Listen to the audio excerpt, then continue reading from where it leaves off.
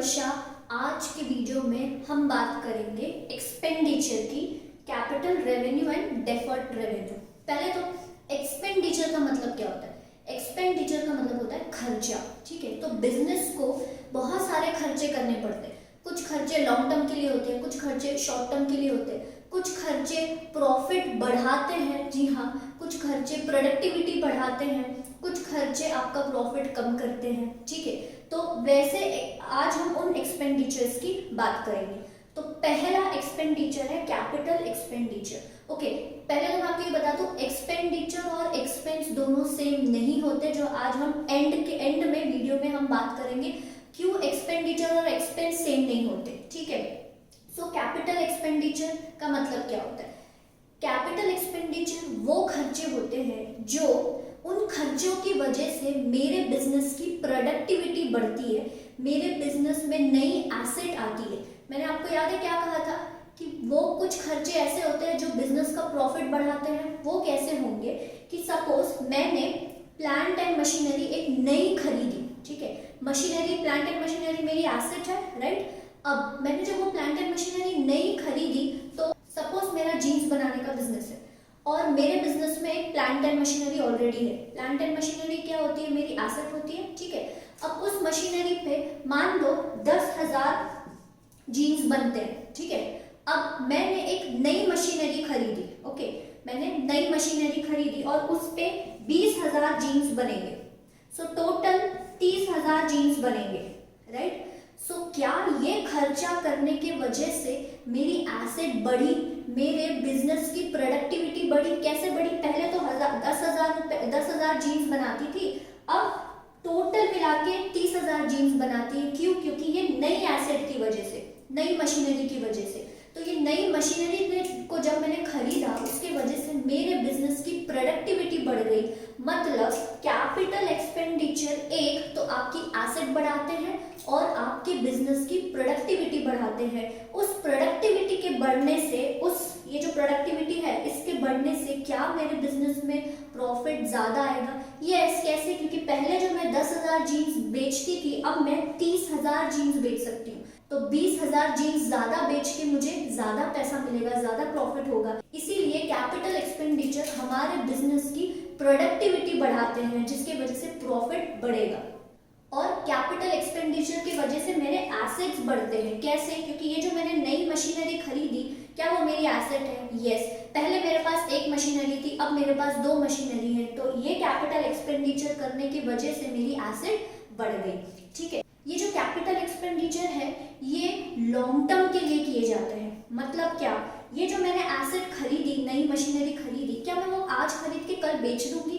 नहीं, शायद उसका बेनिफिट मुझे 2-3 साल तक मिलेगा। उसी को हम एसेट बोलते हैं। एसेट हमें लंबे समय तक इकोनॉमिक बेनिफिट्स देती है। तो ये कैपिटल एक्सपेंडिचर जब मैं कर रही हूँ, मतलब मेरे बिजनेस में एसेट आ रहा है, वो एसेट मेरे बिजनेस में लंबे समय तक मेरे को बेनिफिट देने वाला है। इसी वजह से कैपिटल एक्सपेंडिचर लॉन्ग टर्म के लिए किया जाता है। तो कैपिटल एक्सपेंडिचर मुझे लॉन्ग टर्म बेनिफिट्स देते हैं। ठीक है, अब revenue expenditure. Revenue expenditure simple जो आपके नॉर्मल खर्चे होते हैं ना, जैसे rent, electricity, salary, printing and stationery, ये सारे खर्चे जो मुझे बिजनेस चलाने के लिए करने पड़ते हैं, उसको हम बोलते हैं रेवेन्यू एक्सपेंडिचर। अब रेवेन्यू एक्सपेंडिचर से कोई एसेट जनरेट नहीं होती है। एसेट जनरेट सिर्फ कैपिटल एक्सपेंडिचर से होती है। रेवेन्यू एक्सपेंडिचर से कोई एसेट जनरेट नहीं होती है। रेवेन्यू एक्सपेंडिचर करना जरूरी है, क्योंकि अगर मुझे नॉर्मल बिजनेस धंधा करना है तो मुझे ये खर्चे करने ही पड़ेंगे। कैसे? जैसे रेंट का खर्चा मुझे करना ही पड़ेगा, इलेक्ट्रिसिटी बिल का खर्चा मुझे करना ही पड़ेगा, प्रिंटिंग एंड स्टेशनरी का खर्चा मुझे करना ही पड़ेगा, नॉर्मल सेल्स एक्सपेंसेस मुझे करने ही पड़ेंगे, राइट। सो ऐसे खर्चे जो मेरे बिजनेस चलाने के लिए मुझे करने ही पड़ेंगे, और इन खर्चों से मेरे बिजनेस में कोई एसेट नहीं आने वाली है, और इन खर्चों से मेरे बिजनेस की प्रोडक्टिविटी बढ़ने नहीं वाली है। उसको हम रेवेन्यू एक्सपेंडिचर बोलते हैं। Example, rent expense, electricity expense, salary, wages, ये सारे रेवेन्यू एक्सपेंडिचर है। ये मुझे हर साल करने ही पड़ते पढ़ते हैं, इसी वजह से रेवेन्यू एक्सपेंडिचर शॉर्ट टर्म के लिए होता है। मतलब क्या, इस साल मैंने रेंट एक्सपेंस किया, इस साल मैंने रेंट का खर्चा किया, वो इसी साल के लिए ही रहेगा। अगर मुझे अगले साल मुझे फिर से करना पड़ेगा, इलेक्ट्रिसिटी का खर्चा इस साल मैंने इलेक्ट्रिसिटी यूज की, पेमेंट कर लिया, मुझे अगले साल फिर पेमेंट करना पड़ेगा। मतलब क्या, ये जो खर्चे होते हैं ये शॉर्ट टर्म के लिए होते हैं, मतलब मुझे वो हर साल करने ही पड़ेंगे। तो इसका जो रेवेन्यू, ये जो रेंट एक्सपेंस है, ये मैं इस साल कर रही हूँ तो ये इसी साल के लिए होगा, मतलब ये शॉर्ट टर्म हो गया। इलेक्ट्रिसिटी एक्सपेंस, जो इस साल का बिजली का बिल है मैं इसी साल पे कर रही हूँ, वो इसी साल का खर्चा हो गया, इसलिए वो भी इसी साल का हो गया, मतलब शॉर्ट टर्म हो गया। सैलरी वेजेस ये शॉर्ट टर्म हो गए, क्योंकि मुझे नेक्स्ट ईयर फिर से करने होंगे, राइट। इसके केस में क्या हो रहा था, मैं इस साल अगर प्लांट एंड मशीनरी खरीद रही हूँ, फिर मुझे आगे 5-6 साल शायद खरीदने की जरूरत नहीं पड़ रही थी, लेकिन इधर अगर इस साल मैं रेंट एक्सपेंस कर रही हूँ तो मुझे अगले साल भी रेंट एक्सपेंस करना पड़ेगा। इस साल अगर इलेक्ट्रिसिटी एक्सपेंस कर रही हूँ तो मुझे अगले साल भी इलेक्ट्रिसिटी एक्सपेंस करना पड़ेगा। तो इसीलिए यहाँ पे मैं लॉन्ग टर्म के लिए खर्चा कर रही थी, लॉन्ग टर्म के लिए मैं एक्सपेंडिचर कर रही थी, लेकिन यहाँ पे मैं शॉर्ट टर्म के लिए कर रही हूँ। तो normally revenue expenditure short term के लिए होते हैं, कैपिटल एक्सपेंडिचर लॉन्ग टर्म के लिए होते हैं। और ये जो रेवेन्यू एक्सपेंडिचर है ये रिकरिंग होते हैं। जैसे मैंने कहा, रेंट एक्सपेंस मैं इस साल कर रही हूँ तो मुझे अगले साल भी करना पड़ेगा, थर्ड ईयर भी करना पड़ेगा, फोर्थ ईयर भी करना पड़ेगा। इलेक्ट्रिसिटी एक्सपेंस मुझे हर साल, जब तक मेरा बिजनेस शुरू है तब तक मुझे हर साल पेमेंट करना पड़ेगा, ठीक है। सैलरी, जब तक मेरा बिजनेस शुरू है मुझे तब तक हर साल रेगुलरली सैलरी देनी पड़ेगी। मतलब ये जो खर्चे हैं मेरे जो ये खर्चे हैं वो रिकरिंग है, मतलब मुझे हर साल करना ही पड़ेगा। यहाँ पे कैपिटल एक्सपेंडिचर में आप हर साल खर्चा नहीं करते हो नॉर्मली। आप हर साल क्या नई एसेट लोगे, हर साल नई जमीन लोगे क्या, या हर साल नया फर्नीचर लोगे क्या?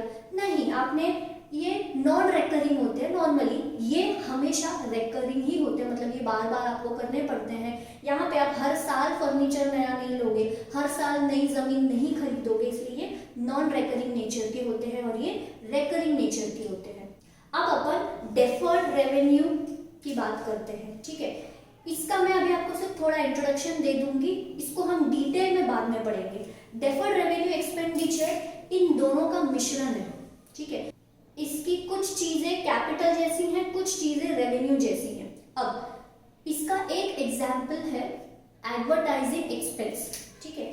डेफर्ड रेवेन्यू एक्सपेंसेस वो होते हैं जो मुझे बेनिफिट तो लंबे समय तक देंगे, जैसे कैपिटल एक्सपेंडिचर के बेनिफिट लंबे समय तक होते हैं, राइट। वैसे ही डेफर्ड रेवेन्यू एक्सपेंडिचर के बेनिफिट तो लंबे समय तक होते हैं, लेकिन इसका एक्सपेंडिचर मुझे रेवेन्यू जैसा करना पड़ता है, मतलब इसका हर साल मुझे खर्चा करना ही पड़ता है। इसलिए मैंने कहा ये थोड़े कैपिटल जैसे हैं, थोड़े रेवेन्यू जैसे हैं। बेनिफिट मुझे कैपिटल जैसा देंगे, लंबे समय तक देंगे, लेकिन इसको मुझे हर साल खर्चा करना ही पड़ेगा। जैसे फॉर एग्जाम्पल एडवर्टाइजिंग एक्सपेंस, आपने एडवर्टाइजिंग के लिए खर्चा आप हर साल करते हो, राइट। लेकिन इस साल जो मैंने एडवर्टाइजिंग के लिए खर्चा किया, हो सकता है वो मुझे इसके बेनिफिट 2 साल तक दे, क्योंकि इस साल जो मैंने एडवर्टाइजिंग बनाई, एड बनाई, वो शायद वो अगले साल भी चलेगी, शायद उसके बाद और एक साल चलेगी, राइट। मतलब वो बेनिफिट मुझे कैपिटल जैसे दे रही है, बेनिफिट वो मुझे लंबे समय तक दे रही है, क्योंकि आज जो मैंने ऐड बनाई है वो अगले साल भी जब टीवी पे चलेगी तो उससे भी मुझे पैसा आएगा, वो जब तीसरे साल टीवी पे चलेगी तो तब भी मुझे पैसा आएगा। मतलब उसका बेनिफिट मुझे लंबे समय तक मिल रहा है, लेकिन वो मुझे खर्चे हर साल करने ही पड़ते हैं, इसलिए वो रेवेन्यू एक्सपेंडिचर और कैपिटल एक्सपेंडिचर का दोनों का मिश्रण है, जिसको हम बोलते हैं डेफर्ड रेवेन्यू एक्सपेंडिचर, ठीक है। अब आप मेरे को बोलोगे फिर इसको सीधा सीधा कैपिटल में क्यों नहीं डाल देते, राइट। इसको कैपिटल के अंदर ही क्यों नहीं किया जब इसके रेवेन्यू लॉन्ग टर्म के लिए है? तो वो नहीं कर सकते, क्योंकि कैपिटल एक्सपेंडिचर क्या होता है कि वो एक्सपेंडिचर करने से मेरे बिजनेस में एसेट आती है, लेकिन यहाँ पे जो मैं खर्चा कर रही हूँ उसके वजह से मेरे बिजनेस में एसेट नहीं आ रही है, तो इसलिए उसको कैपिटल एक्सपेंडिचर के अंदर नहीं डाल सकते। अब आप बोलोगे रेवेन्यू के अंदर क्यों नहीं डाल सकते? क्योंकि इसका बेनिफिट तो मुझे लंबे समय तक मिल रहा है, राइट, तो उसको रेवेन्यू के अंदर भी नहीं डाल सकते। तो अब इसको कैसे रिकॉर्ड करेंगे? तो मान लो सपोज मेरा एडवर्टाइजिंग का खर्चा 1 लाख का है, ठीक है, 1 लाख का है, इससे मुझे 2 साल तक बेनिफिट मिलने वाले, तो मैं क्या करूंगी, इसको डिवाइड कर दूंगी 2 साल में, मतलब खर्चा 50,000 दिखाऊंगी, फिर अगले साल 50,000 खर्चा दिखाऊंगी। तो नॉर्मली डेफर्ड रेवेन्यू एक्सपेंडिचर को डिवाइड किया जाता है, डेफर किया जाता है, इसलिए इसको डेफर्ड रेवेन्यू एक्सपेंडिचर बोलते हैं। कि मैं अगर 1 लाख का मेरा खर्चा है और मुझे लगता है कि 2 साल तक एडवर्टाइजिंग का मुझे बेनिफिट हो सकता है, तो मैं इसका खर्चा 2 साल में डिवाइड कर दूंगी। इसको इन डिटेल हम आगे पढ़ेंगे, लेकिन अभी के लिए आप सिर्फ इतना याद रखो, ठीक है। अब सबसे इंपॉर्टेंट क्वेश्चन, क्यों एक्सपेंडिचर और एक्सपेंस सेम नहीं होते हैं? अब एक्सपेंडिचर, अब अगर मैं एक्सपेंस बोलती हूँ, ठीक है, अगर मैं एक्सपेंस बोलती हूँ तो वो मेरा रेवेन्यू एक्सपेंडिचर माना जाएगा, कैपिटल एक्सपेंडिचर नहीं माना जाएगा। अगर मैं एक्सपेंस बोल रही हूँ दैट मीन्स वो रेवेन्यू एक्सपेंडिचर होगा। तो अब आप बोलोगे क्या फर्क पड़ता है वर्षा, ये तुम हमें क्यों बता रही हो? देखो, आगे जब आप अकाउंटिंग इक्वेशन पढ़ोगे ना, तो आगे मैं आपको ये पढ़ाऊंगी कि कैपिटल में से सारे एक्सपेंसेस माइनस होते हैं और कैपिटल में सारे रेवेन्यू ऐड होते हैं। ये हम अकाउंटिंग इक्वेशन जब करेंगे तब मैं आपको ये बताऊंगी। तो जब मैं बोल रही हूँ कैपिटल में से सारे एक्सपेंसेस माइनस होते हैं, तो वो एक्सपेंसेस रेवेन्यू एक्सपेंसेस होंगे। मतलब अगर आप कोई नई एसेट खरीदते हो तो वो आपका खर्चा ही हुआ, लेकिन आप उसको कैपिटल में से माइनस नहीं करोगे, क्योंकि कैपिटल में से जो एक्सपेंसेस माइनस होते हैं वो रेवेन्यू एक्सपेंसेस होते हैं। तो अगर आपने कोई खर्चा किया और उससे एसेट आ रही है, मतलब वो कैपिटल एक्सपेंडिचर होगा। तो अगर आपने कोई खर्चा किया और उससे एसेट आ रही है, तो आप उसको कैपिटल में से माइनस नहीं करोगे जब हम अकाउंटिंग इक्वेशन करेंगे। तो अब आप बोलोगे अभी क्यों बता रही हो? अभी मैं आपको इसलिए बता रही हूँ ताकि आप एक्सपेंडिचर और एक्सपेंस का मतलब समझे।